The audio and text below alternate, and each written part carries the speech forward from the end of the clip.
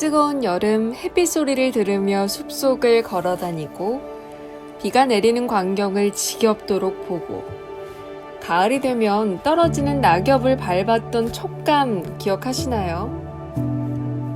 도시에서 빈틈없는 시간 속 살아가는 우리 아이들이 기억하게 되는 건 뭘까요? 여기 도시로 해외로 유학을 나가는 대신에 시골을 선택한 아이들이 있습니다. 아이들은 자연 속에서, 마을 속에서 마음껏 뛰놀고 자랍니다. 시골살이를 배우고 더불어 사는 삶을 경험합니다. 살면서 배우는 교육, 바로 농촌 유학입니다.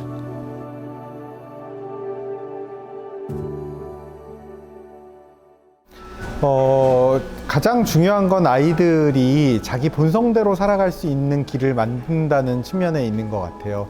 우리가 도시 생활을 하면서 사실은 자연과 전혀 접하지 않고 살아가고 있죠. 아파트에 산 여름에도 아주 시원하게 살고요. 한겨울에도 아주 따뜻하게 살아요. 그러다 보니까 실제로 우리가 살고 있는 환경이 어떤 식으로 변하는지에 대해서 굉장히 무감각하게 살아가게 됩니다.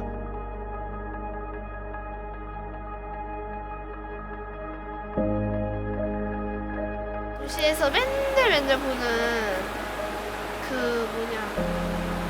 아스팔트 있잖아요.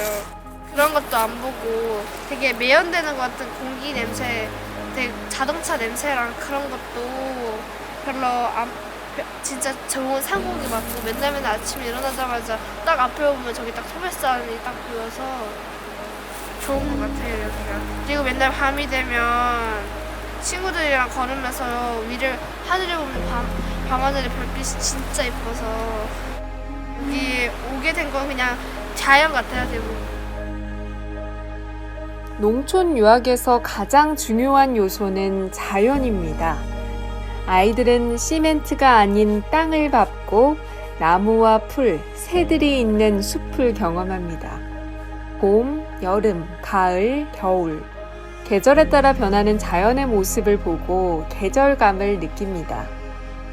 철이 있는 자연에서 아이들이 자연적 본성대로 살게 되는 곳이 바로 농촌 유학입니다.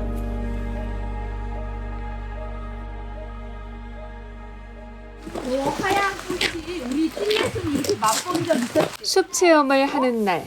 찔레순 끝에 달려있는 하얀색 꽃이 찔레꽃이에요. 계절마다 다른 모습으로 마주하게 되는 숲. 오늘은 여름을 알리는 찔레꽃을 만났습니다. 꽃이 지면 뭐가 열리지? 그래, 열매가 열리지. 찔레의 열매는 또 어떤지 우리 나중에 보자. 친구와 두 손을 꼭 잡고 오르니 힘이 나는 것 같죠? 이번엔 뽕나무에 달린 오디 열매를 만났습니다. 잠깐만 기다려봐. 덜 익은 푸른 오디부터 잘 익은 보랏빛 오디까지. 아이들도 높이 있을수록 잘 익은 걸 알아서인지 활동가 이모를 붙잡고 아기 새들처럼 모였습니다. 너 왜 못 먹었어? 먹어. 혜랑아, 먹어. 아이들이 드디어 최종 목적지에 도착했습니다. 여기 일대를 다니면서 꽃도 좋고 잎도 좋고 열매 뭐 이런 것들을 하나씩 들고 와봐요. 숲에 있는 다양한 식물들 중에 하나를 골라서 그려보는 시간인데요. 이거를 내가 보는 대로 자세하게 그려보는 거야. 상세하게. 이모같이 이렇게 잎매까지 다 그려봐봐. 단순히 똑같이 그리는 게 아닙니다. 자세히 보아야 예쁘다, 오래 보아야 사랑스럽다는 나태주 시인의 풀꽃처럼 바라보아야 합니다. 숲은 계절마다 다른 다양한 모습을 가지고 있습니다. 자연에서 보고, 듣고, 만지고, 만들고, 느끼고. 아이들은 계절의 변화를 몸소 경험하면서 만납니다. 자연을 만날 때 아이들은 자연스럽게 본성대로 자랍니다. 도시에서 산다고 하는 것이 아이들로 하여금 자기 본성을 발견하고 자기의 본성대로 살아갈 수 있게 하는 힘들을 물리적으로만 유리시키는 것이 아니라 실제로 교육에서도 굉장히 많이 유리하고 있습니다. 그러다 보니까 아이들이 자기가 좋아하는 것이 무엇인지, 자기가 무엇을 하고 싶은지를 실제로 탐구하고 탐험할 수 있는 기회들을 모두 다 놓치고 도시가 원하는 것, 이 사회가 원하는 대로만 자라도록 되어 있습니다. 그런데 실제로 우리 사회는 아이들에게 그런 것들을 요구하고 있지 않아요. 우리가 그렇다고 생각하고 있을 뿐이죠. 오히려 실제로 우리 사회는 훨씬 더 자기 본성대로 재밌게 살아가고자 하는 사람들을 원합니다. 요즘 이야기하는 4차 산업혁명이나 다양한 어떤 그 사회적인 요구들을 생각해 볼 때 오히려 굉장히 자기의 본성대로 독특한 개성들을 발휘하면서 살아가는 사람들을 원하죠. 그러니까 실제로 우리가 사회가 원하는 것도 또 실제로 우리의 자연이 원하는 것도 모두 우리가 거스르면서 살아가고 있다는 생각이 듭니다. 그런 의미에서 농촌유학은 그것을 본성대로 우리가 사회가 원하는 대로 다시 되돌리는 힘, 그것을 제공해 준다는 측면에서 저는 굉장히 큰 의미가 있다고 생각합니다.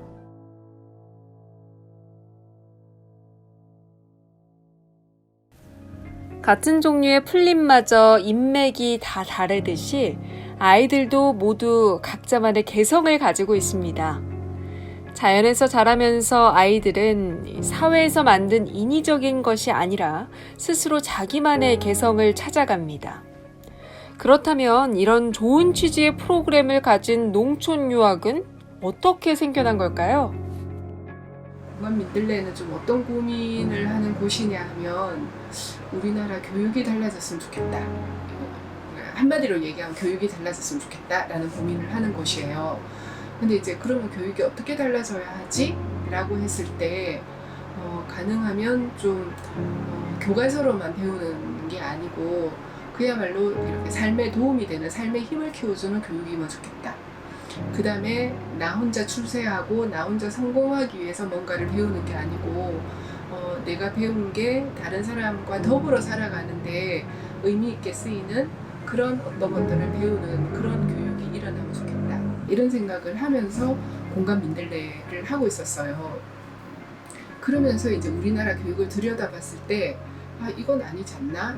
우리나라 교육은 그야말로 대학 입시를 위한 교육으로 일관되어 있고 그 다음에는 그 대학 입시라는 게 사실은 되게 좋은 대학에 간다. 그리고 좋은 대학에 가서 좋은 회사에 취업을 한다. 이거는 물론 행복한 개인을 만들어내는 길일 수도 있겠지만은 그걸 위해서 온 사회가 이렇게 공을 들여야 되나? 그게 뭐가 중요하지?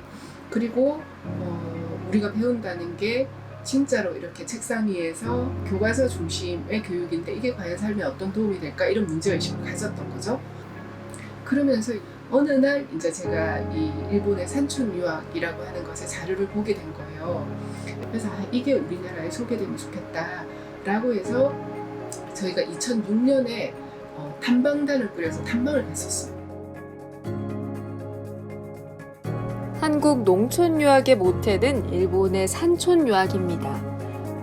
1976년 처음 시작한 일본의 산촌 유학과 2006년 한국의 농촌 유학의 시작은 같았습니다. 도시라는 거대한 구조 안에서 교과서만 파고드는 입시 교육의 문제. 아이들의 개성은 무시하고 획일화 시켜버리는 문제 말입니다. 그들이 찾은 해법은 간단했습니다. 도시에 있는 아이들을 산촌이라는 자연 환경 속으로 데리고 와서 삶의 힘을 키우는 교육을 시작했습니다.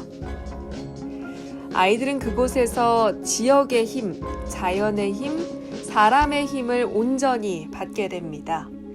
그 결과 일본의 산촌 유학은 1970년대 한 마을에서 시작해서 지금은 90여 개의 시도면에서 40년째 운영되고 있습니다.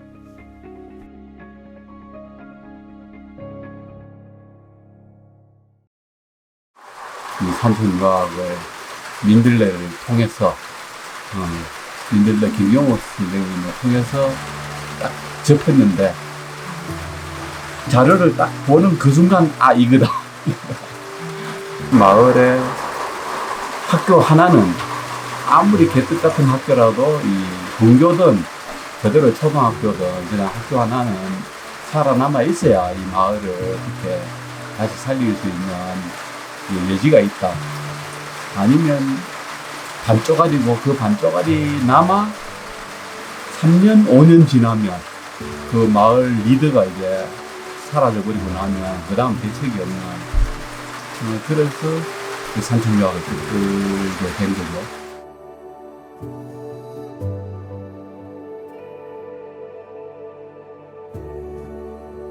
얘기를 듣는 순간 그냥 머리 팍 튀는 거예요. 그래 바로 그거야. 그 일본 산천유학은 바로 한드민을 위해서 존재했던 거야. 한드민을 위해서. 그래서 12년 전에 이제 일기 농촌유학을 시작하게 된 거죠. 근데 이제 그로부터 12년이 지난 지금 만약에 한드민 마을이 농촌유학이 아니었으면 지금 한등이 마을이 이렇게 체험 마을로 이름이 있거나 계속 존재하진 않았을 거예요. 그냥 평범한 시골 어른들 80, 90 되신 할머니들만 사는 그런 마을이 이름 없는 마을로 존재했어요. 농촌 유학 때문에 이제 우리 그 어떤 공동체가 무너지지 않고 오히려 더 활성화되고 한등이 마을이 지금까지 오는데 큰 역할을 하는 거죠.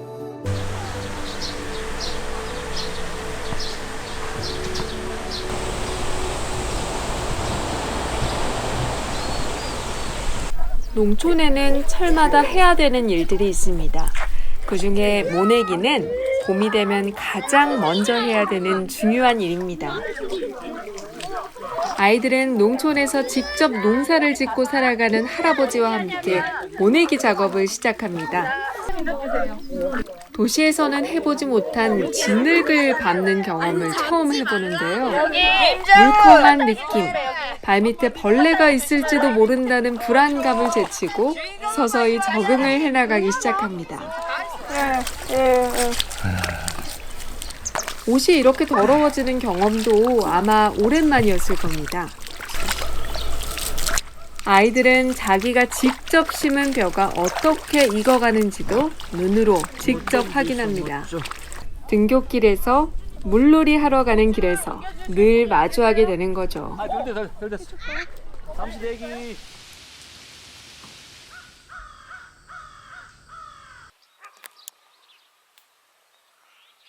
한 줄만 쭉 따는 거야. 그래서 따가지고 이렇게 봄에 심은 벼가 익으면 가을에는 추수를 하게 됩니다. 시골에서의 삶은 도시에서보다 더 부지런해야 합니다. 이렇게 해서 이렇게 잡고 그 다음에 분갈을 이렇게 해서 한철을 함께 보낸 벼. 아이들도 벼를 한 움큼 잡아매는 농부의 마음을 느낄 수 있을까요? 이런 거는 이거는 피라고 해서 이거는 버려야 될 쌀이 아니에요. 농약을 안 쳐서 피가 많다는 논밭. 아이들 입으로 들어가는 것이라서 조금 손해를 보더라도 건강을 먼저 생각합니다. 농촌에서 1년을 지내며 아이들은 어느새 꼬마 농부가 되어 있습니다.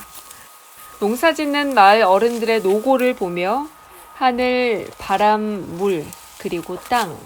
이 모든 것의 은혜와 조화 속에서 내가 먹는 밥 한 그릇이 나오게 됨을 누가 가르쳐주지 않아도 알게 됩니다.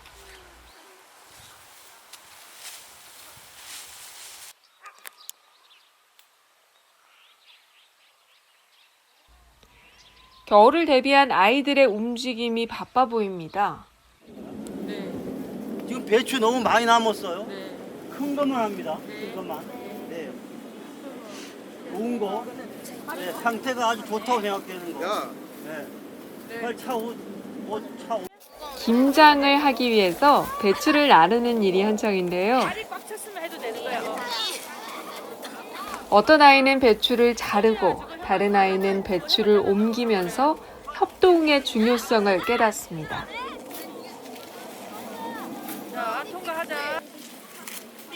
매일 먹는 김치를 직접 담그면서 아이들은 수고로움을 알아갑니다. 도시에서는 철 따라 사는 일이 어려워졌습니다. 철이 아니어도 먹을 수 있고 철과 상관없이 일을 합니다. 하지만 시골에선 다릅니다. 철에 맞게 먹고 철에 맞게 일하고 철과 맞게 놉니다.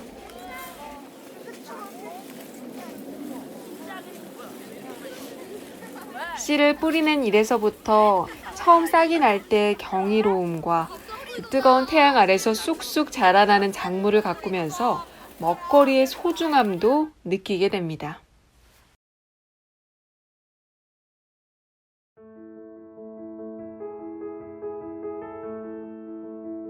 농사에서 1년의 결실이 추수라면 학교에서 1년의 결실은 가을 학기제입니다. 부모님 앞에서 갈고 닦은 실력을 보여주는 시간. 그 시간 뒤에는 아이들이 서로 회의하고 부딪혀 보기도 하고 이해하고 협동했던 과정들이 있었습니다.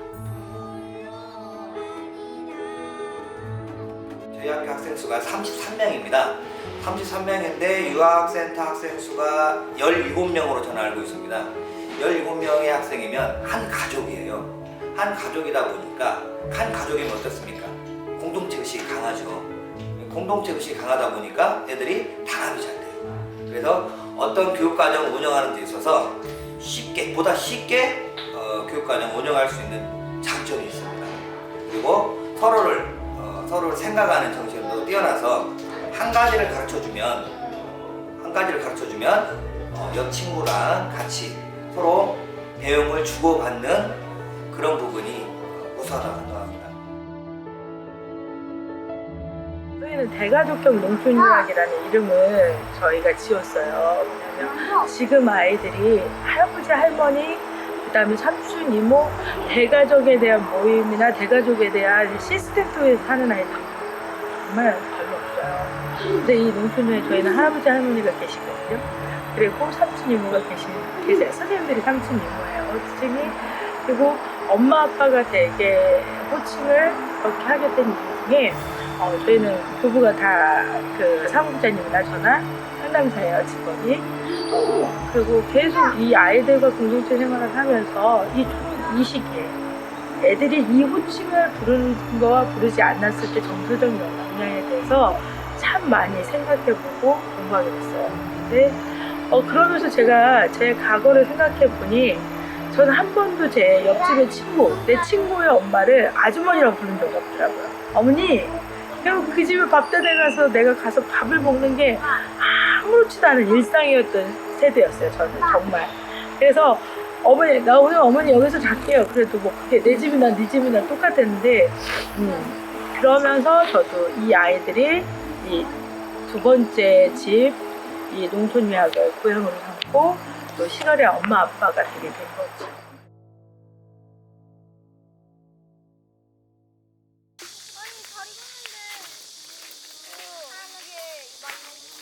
아이들은 시골로 내려오면서 제2의 부모, 제2의 고향을 갖게 됩니다. 혼자 크던 아이들에게 형제, 자매가 생깁니다. 시골은 작지만 더 큰 관계 속에서 살아감을 배우는 곳입니다.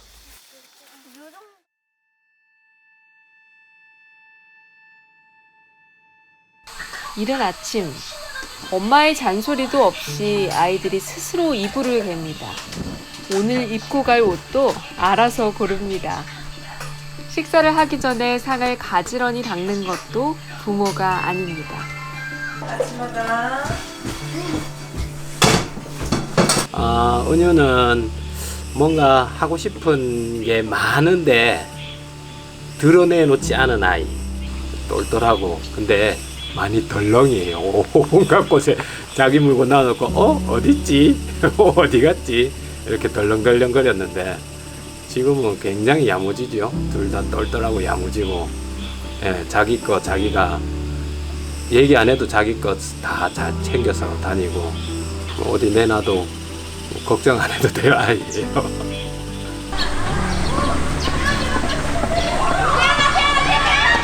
도시에는 뭐 놀 게 없는데 저기 노는 게 많아요. 이쪽에는 풀이나 막 곤충들 같은 뭐 그런 것들이 막 많은데 도시에는 별로 그런 것들이 없어요.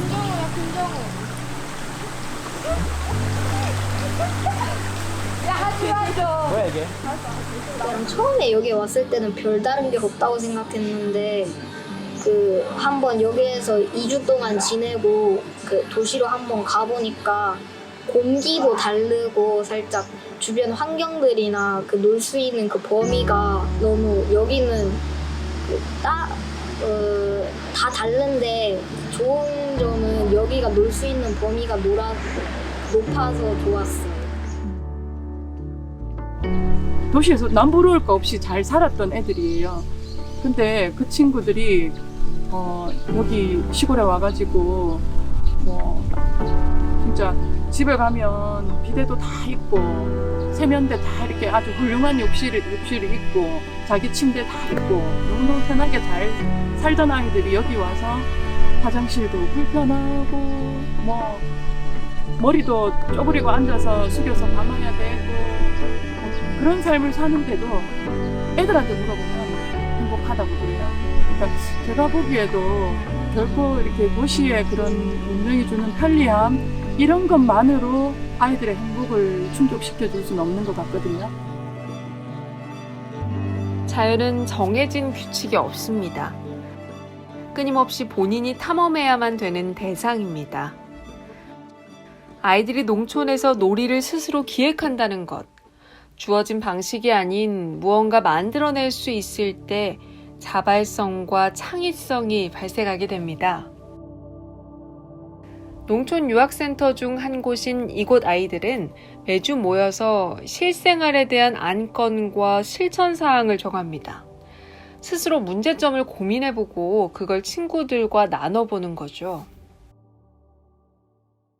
숙소에서 잘 지켜줬으면 하는 것 같은 거나 예를 들면 빨래를 찾아가야 되는데 잘 안 찾아가니까 빨래를 잘 찾아가자는 그런 거나 또는 공용 물품을 잘 정리하자 그런 것도 많이 하고 전기를 아끼자 하면서 그러면서 그런 것도 있고 여러 가지 안건이 나와요.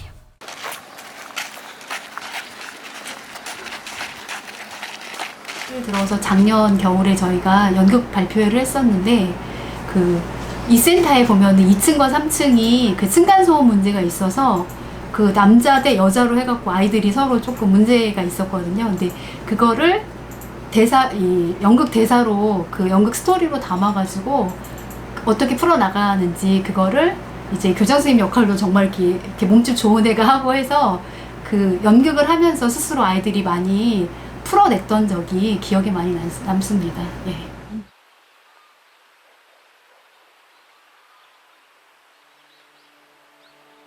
산업혁명의 시대에는요, 뭔가 정해진 것들을 주어진 대로 살아가는 방식으로 해결되지 않습니다. 요즘은 시키는 대로 열심히 일을 잘하면 잘리는 시대라고 농담처럼 얘기하죠. 더 이상 시키는 걸 열심히 하는 것으로는 이 사회가 만족되지 않습니다. 오히려 우리 아이들은 자기가 스스로 무언가를 기획하고 스스로 실천하는 것, 그래서 자기주도성이 굉장히 중요한 시대가 되고요. 실제로 이 농촌 속에서 자기가 스스로 무언가를 탐구하고 기획해 본 아이들만이 미래 사회에 잘 적응할 수 있다고 저는 생각합니다. 잘 만들어진 아이가 아니라 스스로 개척하는 아이들, 그건 자연 속에서만 가능하다고 보는 거죠. 농촌을 경험한 아이들은 부모의 요구, 사회의 요구대로 살지 않습니다. 자연에서 자기가 개척했던 경험을 토대로 삶도 주도적으로 살고자 합니다. 이 아이들에게 정해진 틀이란 없습니다. 약간 내가 스스로 하는 그런 약간 자율적인 느낌이라서 좀 도시보다는 좀 상상력도 좋아지고 창의력도 좋아질 수 있었던 것 같아요. 21살 안영진이라고 하고요. 한드미 마을에는 4학년 때 왔습니다. 지금은 집은 청주인데 전주에서 대학교 곤충산업과라고 이제 곤충 공부하고 있어요. 제 주변에 보면은 그냥 휴학하는 애들도 있고 혹은 반년만 다니다가 자퇴하고 반수해서 수능을 다시 보고 또 다시 학교를 간 애도 있고 그런데 저는 반면에 그냥 처음부터 좋아하는 걸 하러 가야지 하고 생각해서 갔기 때문에 공부하는 것도 즐겁고 수업도 재밌고 합니다. 졸업하기 전에는 조금 불안했어요. 앞으로 내가 어떻게 살아야 되지? 그리고 뭔가 어떻게 먹고 살지에 대한 그런 불안함도 있었는데, 근데 현재를 행복하게 살고 그러면은 그것들이 쌓이고 쌓이다 보면은 계속 어떻게 보면 오늘 행복하면 내일도 행복할 것이고, 그런 것들이 계속 1, 2년 또는 10년, 20년 쌓이다 보면은 결국 인생이라는 것을 되돌아봤을 때 항상 행복한 날들만 있었고, 뭐 꼭 행복한 날들만 있는 게 또 좋은 건 아니지만은 어쨌든 뭔가에 이렇게 소비하고 그러는 삶은 아니었다고 생각을 하고, 그리고 행복한 걸 찾아 나가면은 어느 정도의 자기 길이 열리게 되는 게 있더라고요. 저 같은 경우에는 초등학교 때 가족여행으로 스키장을 갔고, 스키장에 가서 스키를 처음 배웠는데 너무 재밌어서 그 이후로부터 지금 벌써 스키를 탄 지 10년이 됐고, 지금 캐나다에서 경사 자격증도 굉장히 높은 등급의 경사 자격증을 따기도 했고, 이제 20살이 됐고 외국에서 일할 수 있는 비자들이 나오기 시작해서 이제 외국에서 일을 하려고 이번 겨울부터 준비를 하고 있었고, 그렇기 때문에 그런 것들이 저는 되게 두렵기도 하지만 되게 기대도 되거든요. 남들과는 조금 다른 선택을 했지만 이들은 자신이 행복하다고 얘기합니다. 아이들은 삶의 행복을 스스로 개척해 나갑니다. 그리고 그 행복을 쌓아서 삶을 풍성하게 만드는 밑거름으로 삼습니다. 농촌 유학은 단순히 시골에서 보내는 시간이 아닙니다. 삶의 힘을 키우는 교육입니다.